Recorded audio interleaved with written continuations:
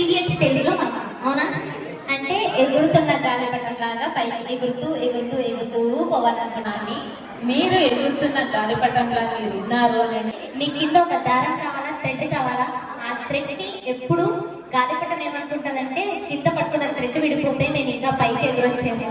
మీరు కూడా అలానే ఇక్కడ ఉన్న స్టాఫ్ అయితేనేమి, మా పేరెంట్స్ అయితేనేమి మమ్మల్ని రెస్ట్రిక్ట్ చేయకుండా ఉంటే నేను ఇంకా పైకి ఎంజాయ్ చేస్తూ వెళ్ళిపోవచ్చు. కానీ ఆ గాలిపటము ఒకసారి తాడు తెగిపోతే ఆ థ్రెడ్ ఏదైతే ఉందే అది తెగిపోయిందనుకో, అది ఏ చెట్లకు ఏ కరెంట్ తీగకో కొట్టుకొని ఎగరడం ఆపేస్తుంది. నిజమా లేదా?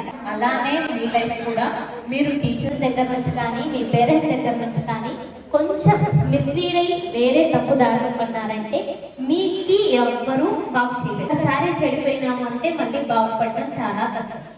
మీ టీచర్స్ చెప్తున్నవి జాగ్రత్తగా వినండి.